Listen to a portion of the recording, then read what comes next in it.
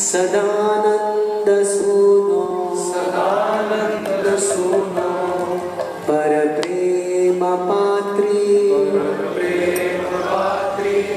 द्रवब्रह्मगात्री गानाम्लवित्री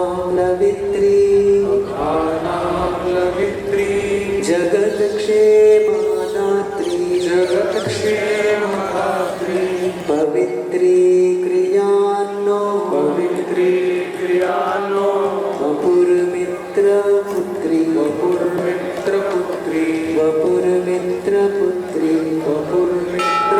श्री यमुना देवी की।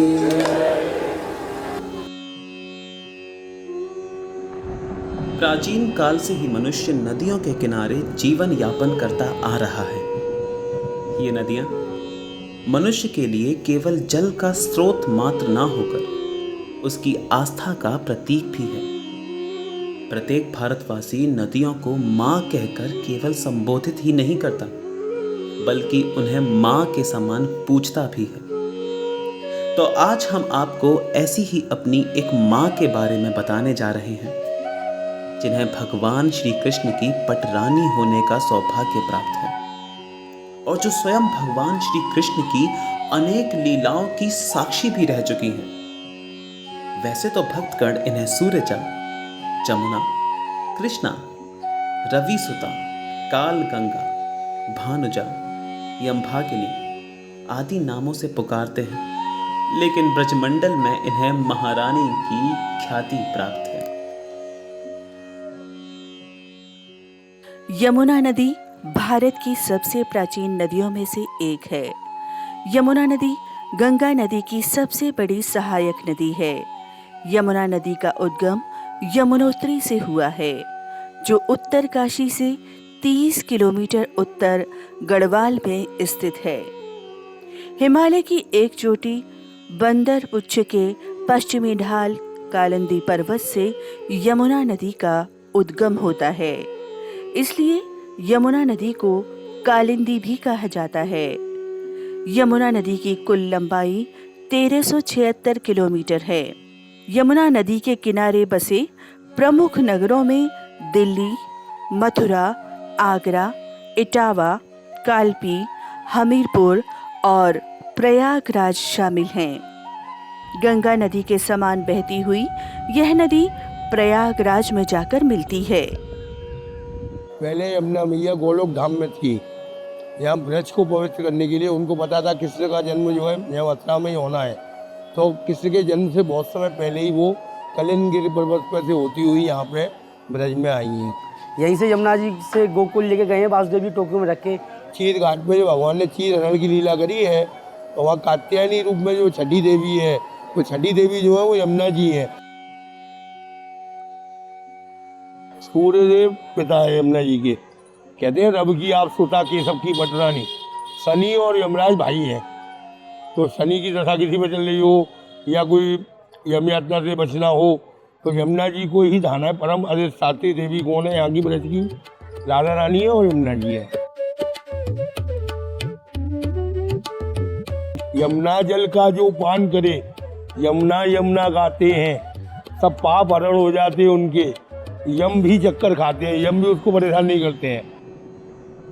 जैसे कि नाव चलाने वाले, उनका भी यमुना ही अस्तित्व है। हम जैसे पुजारी हैं, हमारी जो अस्तित्व है, पहचान है, वो सिर्फ किससे है? यमुना जी।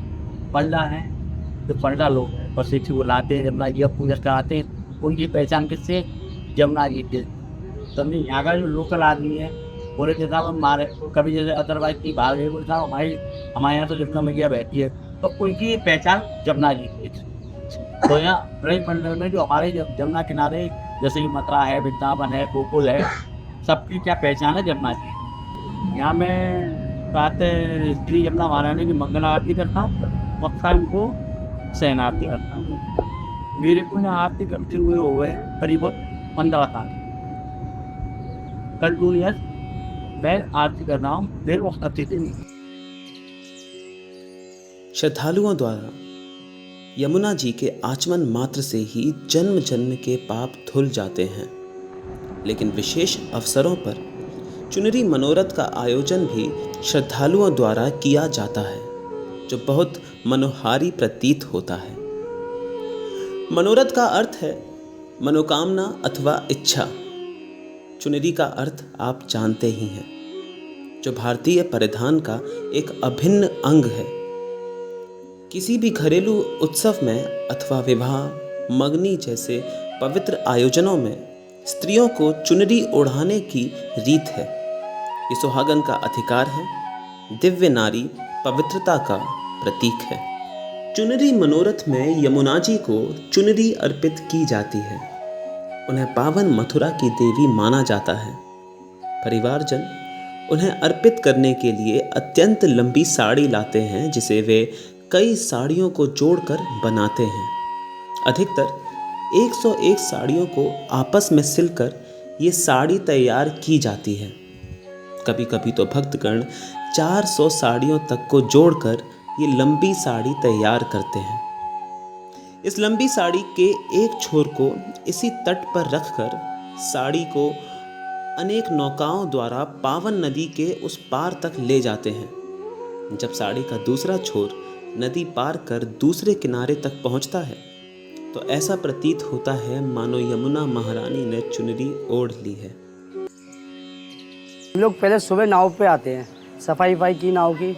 हमारे सब घाट बने हुए हैं सब नाव वालों के, जैसे ये हमारा स्वामी घाट है, यहाँ पर हम नाव चलाते हैं। और जैसे अस्कुंडा घाट है, 25-30 घाट हैं पूरे मथुरा में, सब जगह बोट चलती हैं। सुबह लोग आते हैं, सुबह से शाम तक आरती 7:30 बजे तक होती है, शाम को 7:30 बजे तक लास्ट नाव चलाई जाती है। जैसे मैं हूँ, मेरी 7 पीढ़ी से ये काम चला आ रहा है।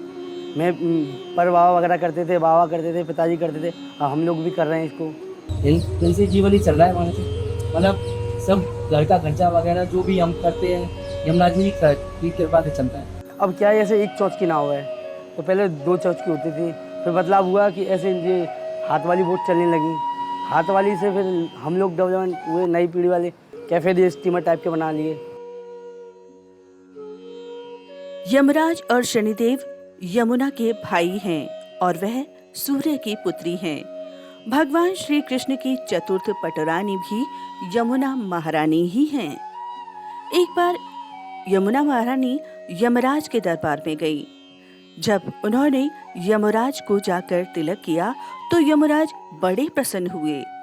यमराज ने अपनी बहन को बुलाकर कहा, बहन, आज तुम जो भी मांगना चाहती हो वह मांग लो। अगर तुम मेरे प्राण भी मांगोगी तो मैं खुशी खुशी अपने प्राण भी दे दूंगा, क्योंकि आज तुमने मेरा सम्मान किया है, मेरा स्वागत किया है। सच बताऊं, कोई भी मेरा स्वागत नहीं करता। यमराज से यमुना महारानी ने वचन लिया कि जो भी व्यक्ति यमुना जी के जल में स्नान करेगा, आचमन करेगा या जल का छींटा मारेगा, उसे यम के दूत कभी लेने नहीं आएंगे।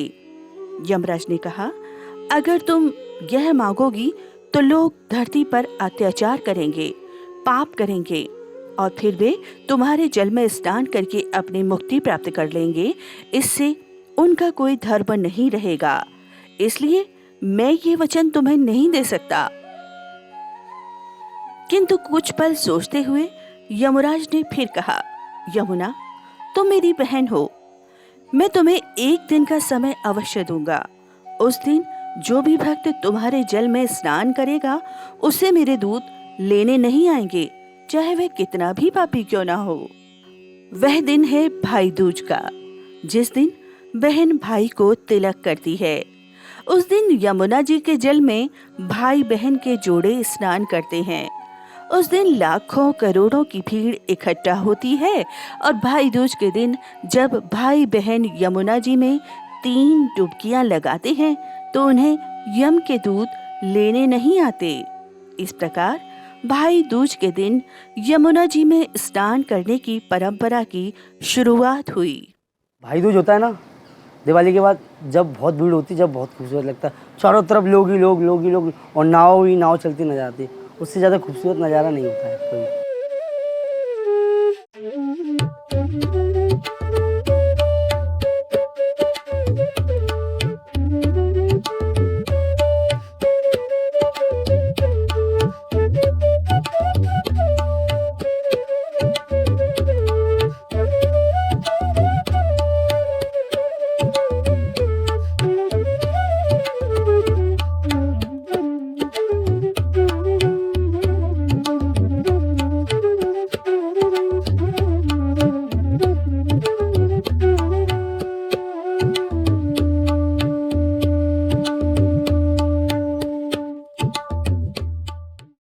ऐसा माना जाता है कि समय समय पर हमारी यमुना महारानी राजाधिराज श्री द्वारिकाधीश जी के चरण स्पर्श हेतु घाटों को पार कर बाजारों तक आने में तनिक भी संकोच नहीं करती हैं।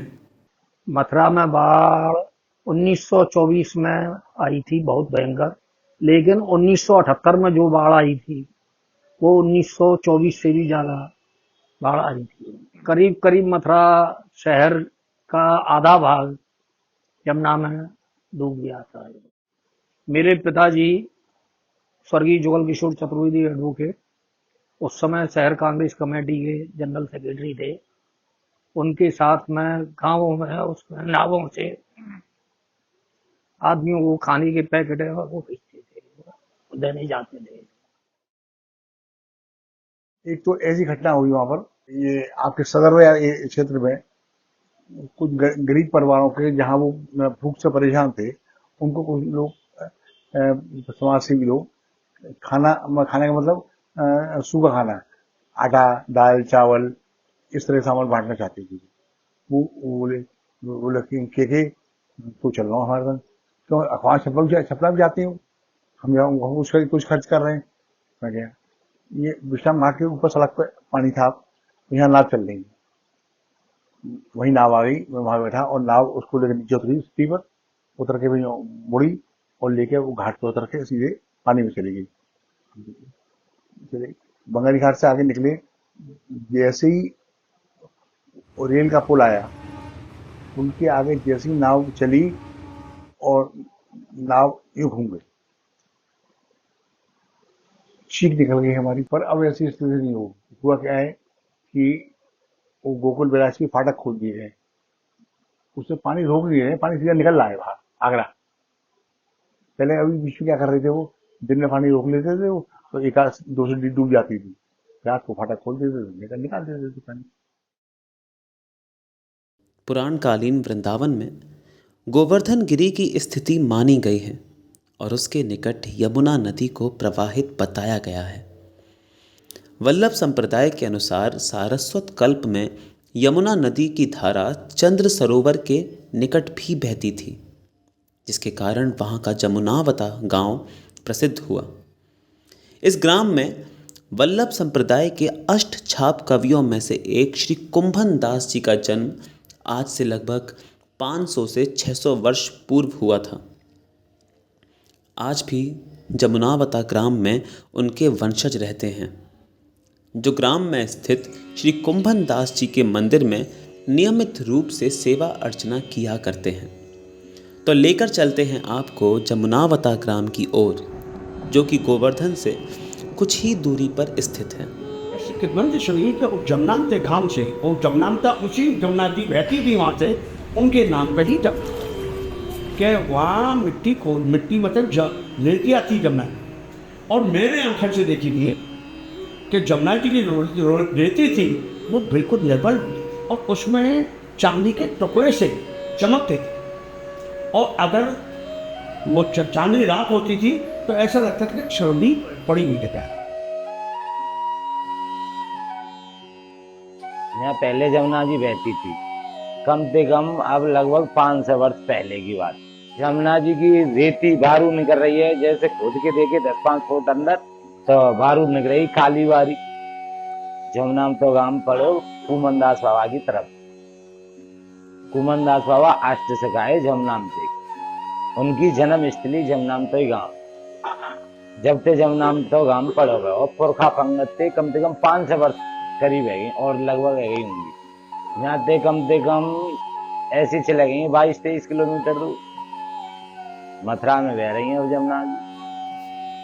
इससे पता चलता है कि प्राचीन समय में यमुना का स्वरूप कितना व्यापक था, लेकिन समय के साथ साथ यमुना अपने मार्ग में परिवर्तन करती आ रही है। वर्तमान समय में यमुना जमुनावता ग्राम से काफ़ी दूर वर्तमान वृंदावन, गोकुल से आगरा और संगम के रास्ते पर हमारी संस्कृति और आस्था को शोभायमान कर रही है। यमुना आबादी वाले क्षेत्रों को आम लोगों के हित में छोड़ती जा रही है। जिस तरह यमुना ने मानवता के लिए अपना स्थान छोड़ा है, उसी तरह मानव को भी चाहिए कि वो उनके स्थान पर अतिक्रमण ना करे, जिससे उसे परेशानियों का सामना ना करना पड़े।